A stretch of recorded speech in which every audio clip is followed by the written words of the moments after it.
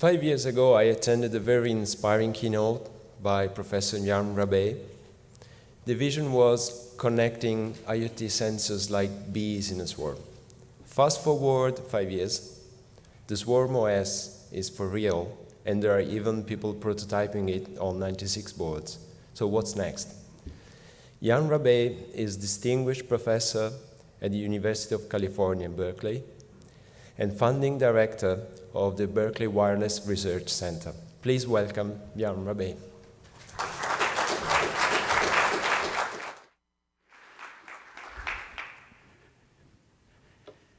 Thank you, Andrea. Good morning. I heard you had a great week already and an interesting party. So I'm going to hope that with my presentation, I can wake you up a little bit again and basically make your last day of the conference very enjoyable. So I'm going to talk about swarms. I'm going to talk a little bit about the past, the present, but primarily I'm going to look forward to the future. So if you look at IoT, sensor nets, and so on and so forth, this is something that we in Berkeley have been playing around with for quite a while. It was around 1995 that one of my colleagues, Chris Pister, invented this term smart dust. The idea that I actually could build a complete sensor combined with processing, wireless interface, and energy harvesting in something that would be about a cubic millimeter and be able to put them everywhere. Since then, we've been building on an agenda that basically has been trying to make this thing happen. We have built tiny little wireless nodes about 10 years ago, TinyOS, an operating system for sensor nodes, OpenWSN.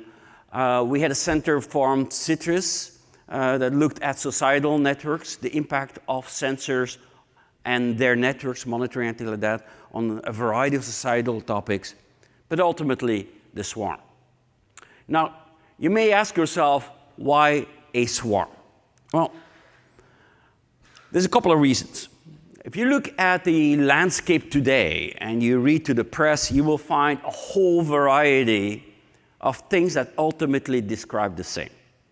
You have IoT, which is a very consumer-oriented perspective. We had Cisco had a smart, or IBM had a smarter planet. Industry 4.0, the industrial internet, T-sensors, Internet of Everything. They all basically point to the capability of putting sensors down, connect them, process them, and do something with that information. So to kind of basically capture the whole of it, I called it the swarm. And I'll tell you why.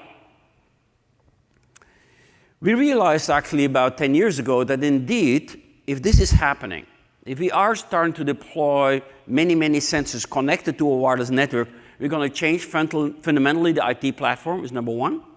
And number two, we're going to change the way the world basically interacts with the cyber world. So, and indeed, what you have seen emerging now is a triple-layer platform, where on one side you have the cloud, where all computing is. You have the mobiles and the edge points that basically surround it. And then there's many devices that collect information, send it down, and ultimately do something with it. Now, if you look at the numbers, they're staggering. You have millions, hundreds of millions of processors in the cloud. You have, every year we sell billions of mobile devices. But the potential of those sensors is basically in the trillions. If you basically look at it, 1,000 sensors per person on Earth. And that's happening.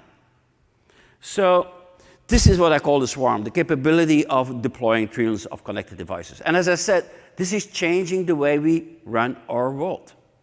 Right now, suddenly we have a wide bandwidth connection between the physical world and the cyber world, or between the biological world and the cyber world.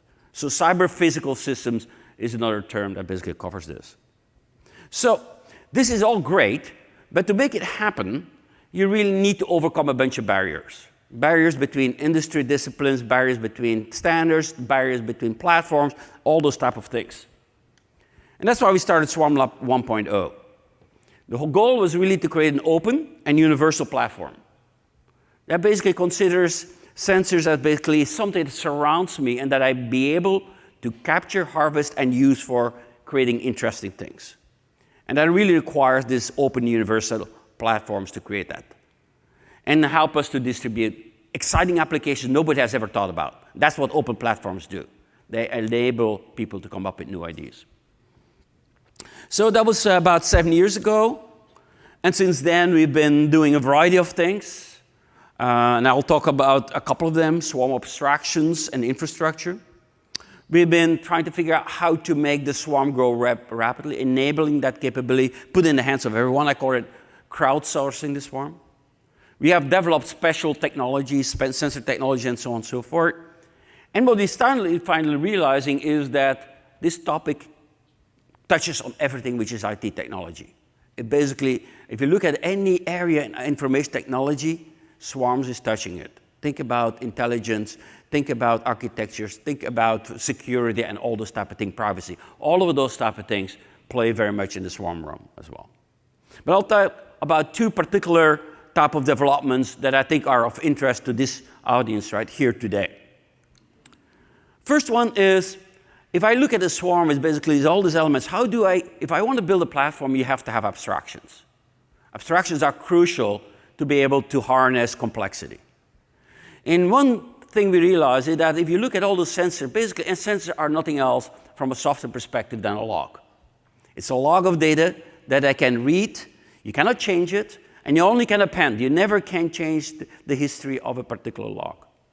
So if I can take that abstraction, sensors being a network of logs that can basically exchange information, then suddenly you can start thinking and hiding away all the intricacies of the wireless network, the physical layer, what MAC layers you use, and all this type of thing. Ultimately, the only thing you do is read and write to logs. And you can have subscriber. And the other interesting thing you can do is you make this thing secure from the bottom up.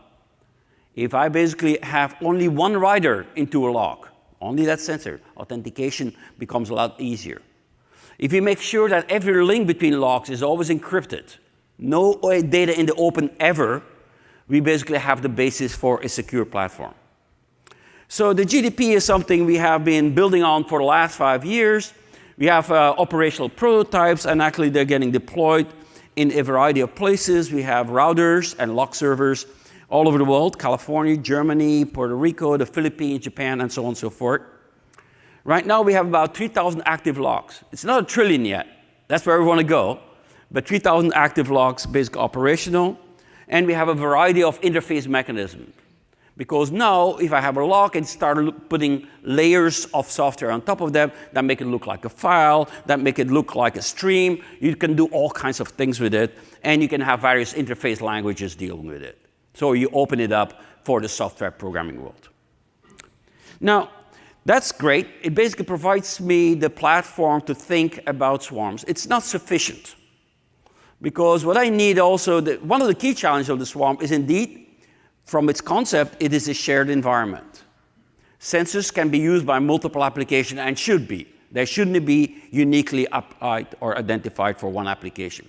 So that means you're going to have resource conflicts. Resource conflicts on the sensors, the networks, the computing devices, and so on and so forth. And still, you want to give some guarantees. Guarantees are really important in applications that touch the real world. Guarantees in terms of real-time delivery and so on and so forth. So you have to have resource management. Resource management can only be done in one way. I call it an operating system. It's been called an operating system for a long period of time. So that's why we launched the term SwarmOS, the operating system that manages the swarm. You look at all the applications, see what they need, and you figure out, can I have enough resources to do or support this type of things? And this is a project we have been working on for quite a while, together with the University of São Paulo, with Marcelo, who's going to be actually talking later today. He basically trying to say, how can I do now distributed guarantees? How can I provide distributed guarantees between all those type of devices fighting for them? We basically came up with the term brokerage. We didn't come up with it. It's a term that's basically been around for a long time. But brokerage basically says, okay, it's a demand and resource type of negotiation factor. And what you can do is build on top of your platform, you build a set of services that help you to support that brokerage functionality. Discovery, registry, optimization, binding, policies, basic monetization, all those kind of things can be built into a set of services that you build on top of that network. So the SwarmOS has been making a lot of progress. We have prototypes operational, and Marcelo will talk a lot about this later in his presentation this morning. All right. So, swarms are happening, but there's still a tremendous number of challenges. Scalability is one. Indeed, getting to that trillion number. Robustness and safety is crucial because, again, a lot of those applications touch real life and could be life-threatening in the end. So robustness and safety guaranteed. Security, as you all know right now, is one of the biggest things in IoT. It has popped up since last year. Suddenly, everybody says, well, security is a key factor. And we still have to develop programming paradigms and user paradigms. But the bottom line is the swarm is coming. And this from this beta kind of beta movie from the 1970s. It says its size is immeasurable, its power is limitless. And in the movie, it was a horror movie. It says its enemy is man. We try to make the swarm basically our friend. And that's the goal of basically a lot of the tasks that are going on right now. But the key factor also is that industry got really interested, and a lot of this development along those fronts are now happening in industry. So from an academic perspective, we have to ask ourselves the question, what's next? What's going to happen now? And that's what I'm going to basically spend the rest of my presentation about. So I want to go back to the original swarm concept. The idea of swarms are basically, as you see on this movie, a flock of birds, self-forming networks. Networks that basically don't have a particular leader, but basically do certain tasks by basically combining things, basic interactions, and so on and so forth. That's really what we're looking for at the swarm. And ultimately, that was my original dream when I was thinking of swarm. This is the type of system I'm thinking about. The swarms of today are basically sensors that are deployed in a fixed position. They basically get commissioned, they operate, and things like that. Nothing like as dynamic as the thing I'm showing right here. So Swarm 2.0 is what I'm looking at is extremely dynamic network of huge numbers of connected entities that try to perform certain tasks. And I called it the living network because it's changing all the time of everything, that's your IoT, but also of everyone. Humans are definitely and should be involved in that whole network. So human in the loop is going to be absolutely essential. Can you click on those slides, please? No, previous one. You can make this thing move. It shows you that actually this dynamic world that I'm talking about is already happening. We've started seeing basically the possibility of having groups of robots interacting with each other, groups of drones doing tasks together. You might have seen some of those, I think it was in the Super Bowl or something like that, had a bunch of drones doing things together. Groups of robots, traffic, all those type of things are examples of very smart, dynamic networks.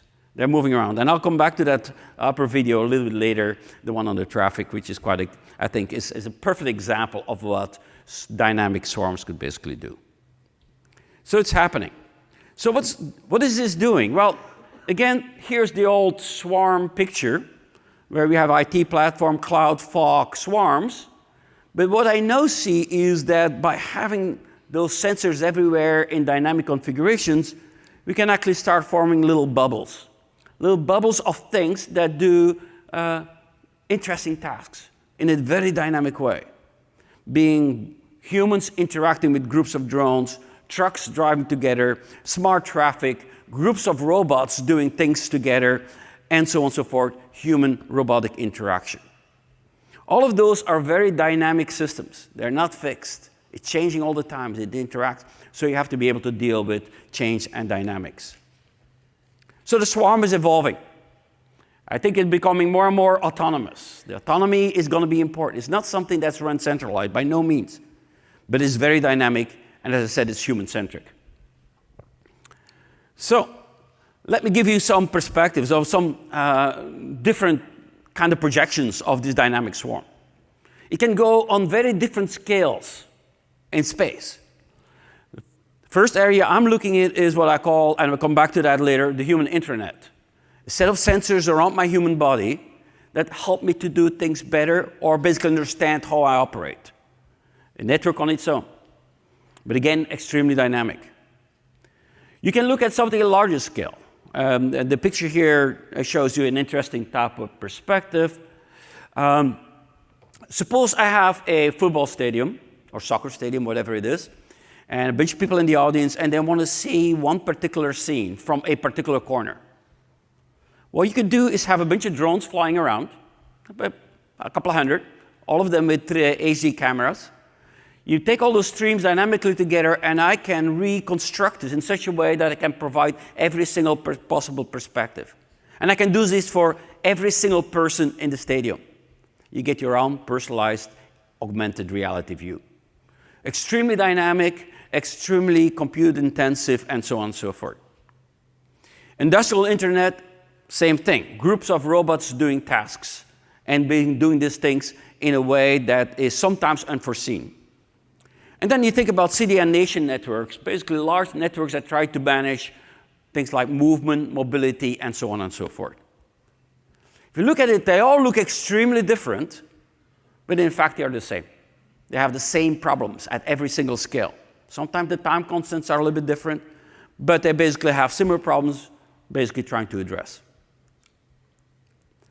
They also operate at multiple scales in time, which is interesting, which is this interplay between what should I do local and what is going to happen globally. If I look at a traffic problem, I want to make a smart intersection. Right? A smart intersection where cars basically can drive around and basically avoid each other without having to have traffic lights. Now, the information that comes in there basically comes on many layers. There's information that's stable for years, like maps. They don't change very often, only when you put a new road in. Then you might have disruptions, like construction going on, that might be days. You have traffic congestion, which is on the scale of minutes. It forms on the scale of minutes very rapidly. Still something that I can handle quite nicely globally. But then you have the things that have to happen on a local base. When I approach an intersection, I want to know who else is approaching, where do they come from, what speed do they go, and so on and so forth. That's going to help me make decisions. And then you have that squirrel jumping right in front of your car. You have to react in milliseconds. So there has to be a set of control loops here, things that basically observe, transmit, compute, react. And some of those things have to happen very quickly. It has to be done locally. Other things can be done very nicely in the cloud because they can be shared and can be run at a much larger scale. So again, the example here of your traffic management, the smart intersection, which is a really good example. And I show two examples. On one side, you have the traditional traffic management. You put synchronization. You put traffic lights, people stop, and so on and so forth. You let some people through. Not very efficient. It is efficient under extreme saturation circumstances. But in reality, if I could basically control all individual elements, slow them down, speed them up, I can actually make them have avoidance and actually have everybody pass through and basically unhindered. Now, if you look at the diagram of the software that's needed to do something like this, it's quite interesting. You have basically sensory information of various sources on the cars, in the infrastructure, and so on and so forth. You have historical data, you know certain things. You're going to do state estimation, you're going to predict, and ultimately going to act either at a global level or at a local level. And all of this has to be done in such a way that it's entirely safe, that nothing ever goes wrong, because otherwise it would never be adopted. So, very interesting problems from a control and distributed thing. Here's another very interesting example of a swarm that you don't typically think about. I call it the 5G++. If I think about how I would run a wireless network, well, turns out our wireless system today is basically a large sensor network. Everybody walks around with a sensor in their pocket. It's an antenna. We have antennas everywhere. Antennas are sensors. Using that information, I can learn a lot about what's going on. How the channels are, what is changing, what is moving, where you have blockages, where you have interference, and so on and so forth. If I now could use that information to dynamically map traffic onto resources, you actually can have a utilization which is substantially better than what we do today. It creates basically these micro-organized networks that can help us to basically increase capacity, but also latency and so on and so forth. DARPA is getting into this. They have a project which is called the DARPA Spectrum Challenge that really looks at putting artificial intelligence into the running of wireless networks. Based on what you observe, what you learn about the other folks that are trying to get resources and adjust to those type of things. So dynamic, adaptive intelligence are the key terms here. Now, getting back to my old picture, here's your old dynamic world. One thing you see primarily here, it's all based on machines moving and interacting with each other. However, I don't think that's sufficient.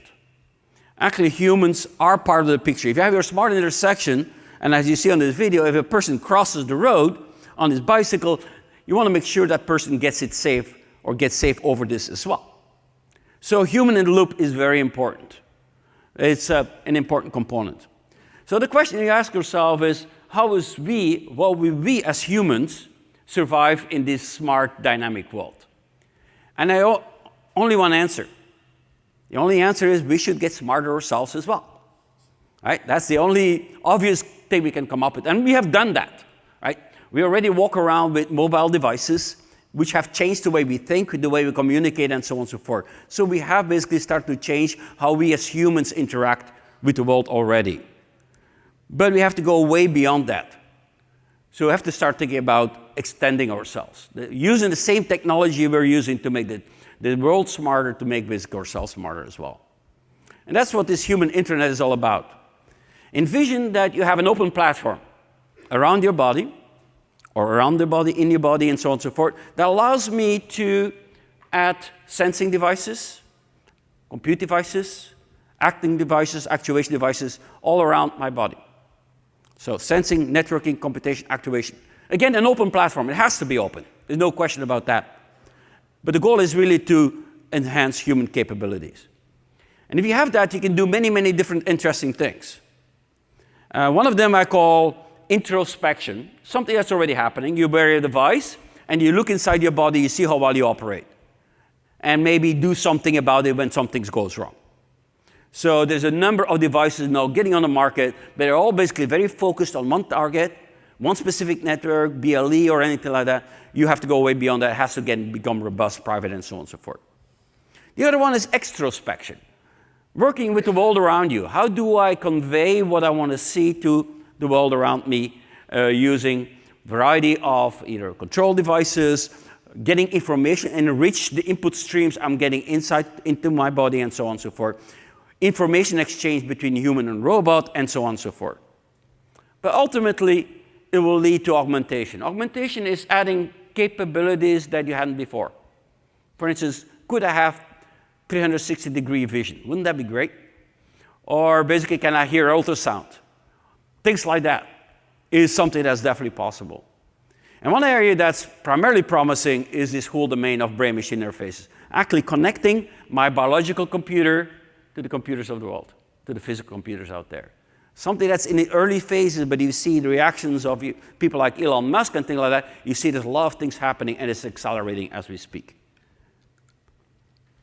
So, bottom line, this is a big agenda. We have the swarm agenda where we basically said that's challenging, but you think about these dynamics, it becomes even a lot harder.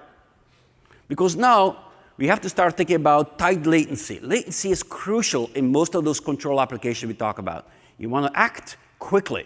In the human body, you have 20 milliseconds at most before action has to happen after observation. So tight latency, closed loop systems. Yet, the outcome has to be deterministic. You want to have an intention, you want to make sure you reach that goal in the presence of a very highly variable stochastic type of world. It has to have cognitive capabilities, no question about this. This is really the big thing that we now start realizing over the last 10 years. It has to be inherently robust and safe, guaranteed.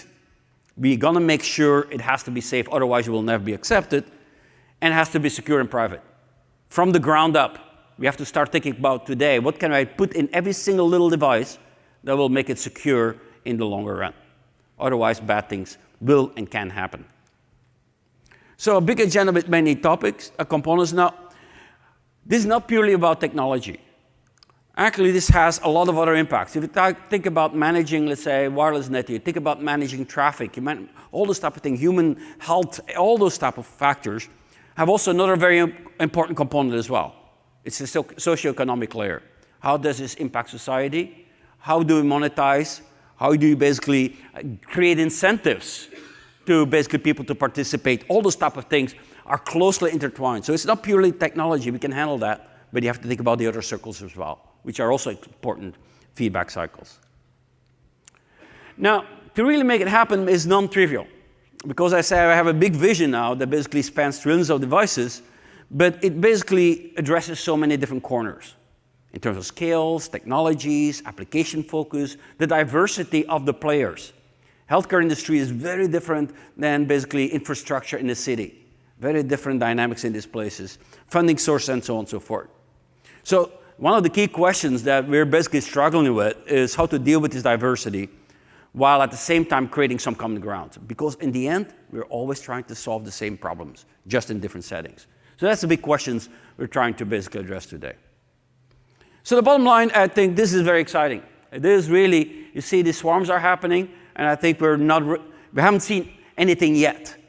The next generation of those type of systems will be even more exciting. But at the same time, it's good for us academics. There's a lot of interesting problems still to be solved. Thank you for your attention.